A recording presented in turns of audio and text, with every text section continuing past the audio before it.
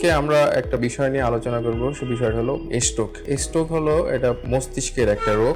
Stroke না হওয়ার জন্য আমাদের কি কি সাবধানতা অবলম্বন করতে হবে যাতে আমাদের স্ট্রোক না হয়। যদি কারো প্রেশার থাকে সেক্ষেত্রে নিয়মিত প্রেশারের ওষুধ খেতে হবে, এবং ডায়াবেটিস থাকলে ডায়াবেটিস নিয়ন্ত্রণে রাখতে হবে, ডায়াবেটিসের জন্য নিয়মিত ওষুধ খেতে হবে। এবং স্ট্রোক যদি হয়ে যায় সেক্ষেত্রেও প্রতিকার আছে, তখন আমরা কিছু ওষুধ দিই। সেক্ষেত্রে বিশেষজ্ঞ ডাক্তারের সাথে যোগাযোগ করাই ভালো, কারণ স্ট্রোকের চিকিৎসা আছে, হেমোরেজিক স্ট্রোক বলেন আর ইসকেমিক স্ট্রোক, রক্তনালী ব্লক হয়ে যাওয়ার দুইটারই চিকিৎসা আছে। নিকটস্থ ডাক্তারের সাথে যোগাযোগ করে ওই অনুযায়ী চিকিৎসা আপনাকে দিতে পারবেন। প্রতিকারের ক্ষেত্রে যদি বলি যে স্ট্রোক থেকে বাঁচার জন্য, নিজেকে প্রতিকার করার জন্য রেগুলার লাইফ লিড করা, যেটাকে বলে যেমন ঠিক টাইমে ঘুমানো, ঘুম থেকে ওঠা, রেগুলার এক্সারসাইজ করা, নিয়মিত হাঁটা, ডায়াবেটিস কন্ট্রোল রাখা, ব্লাড প্রেশার কন্ট্রোল রাখা, কোলেস্ট্রল বেশি থাকলে কোলেস্ট্রল জাতীয় খাবার বেশি না খাওয়া, যেমন আমরা যেগুলো বলি রেড মিট, এগুলোতে কোলেস্ট্রলের পরিমাণ বেশি থাকে, আর যেমন গরুর মাংস বলেন, খাসির মাংস বা চিংড়ি মাছ, এগুলোতে কোলেস্ট্রলের পরিমাণ খুব বেশি থাকে। এই রিস্ক ফুডগুলো যাতে আমরা অ্যাভয়েড করি, সেক্ষেত্রে করলে আমাদের কোলেস্ট্রলের পরিমাণও নিয়ন্ত্রণ থাকবে। এইগুলো